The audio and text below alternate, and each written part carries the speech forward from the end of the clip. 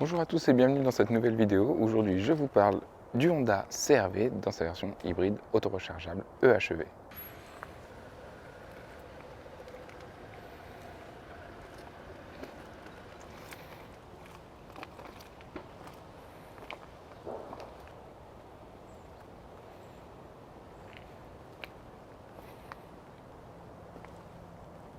Le dessin des feux à l'arrière est vraiment un de mes détails préférés au niveau du look extérieur du CR-V.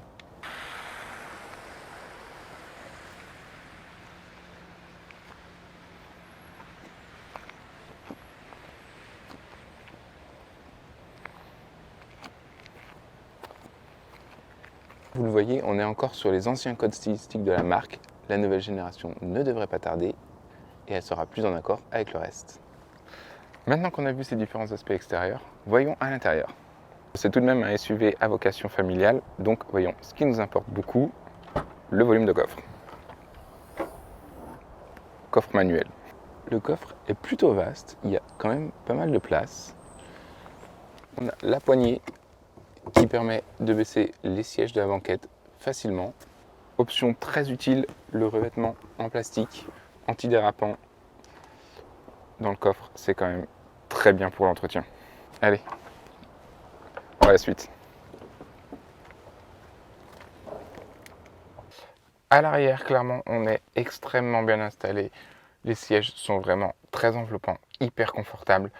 On a beaucoup de place, aussi bien à la tête que aux jambes. Vraiment, c'est très bien. La place du milieu est un peu petite, mais franchement, pour 3 enfants, c'est vraiment très bien.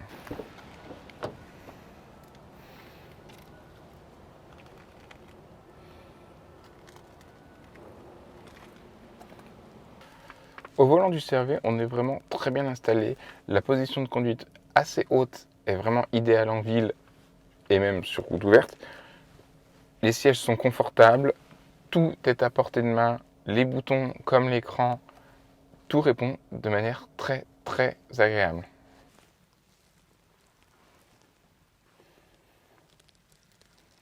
Le système d'infodivertissement est un peu daté dans son look, c'est pas très moderne, un peu à l'ancienne. J'espère que la nouvelle génération fera mieux, parce que là, c'est quand même pas vraiment top. Le tableau de bord digital avec le niveau de la batterie et le niveau d'essence. Très beau grand toit panoramique avec 2 positions d'ouverture, soit un simple tilt, soit une ouverture en grand. Très agréable. Alors que Honda devrait révéler la nouvelle génération en 2023, cette génération reste quand même le best-seller Honda à travers le monde. On enclenche le mode drive et c'est parti.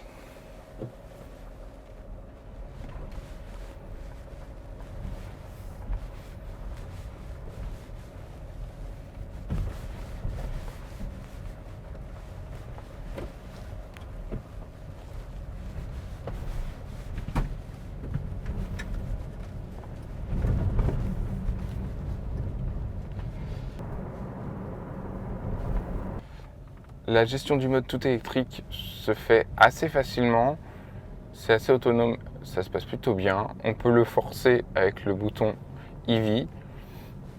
C'est pas toujours très utile, mais on fait quelques petits kilomètres en mode tout électrique. Ça réduit les consommations qui sont quand même assez élevées. On passe en mode sport et on va voir ce que ça donne.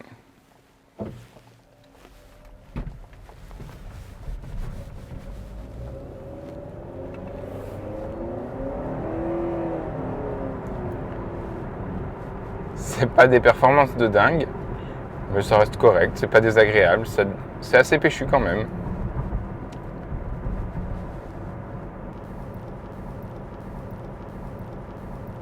Le système de palette au volant permet de régler l'intensité du régénérateur d'énergie, ce qui est pas mal et ça donne un petit frein moteur qui est vraiment agréable. Le plein d'essence complet et la batterie quasiment pleine, le CR-V nous annonce une autonomie d'un peu plus de 800 km, ce qui est quand même pas mal. J'espère que cette vidéo consacrée au Honda CR-V vous aura plu. Je vous dis à très vite pour une nouvelle vidéo. En attendant, bonne continuation.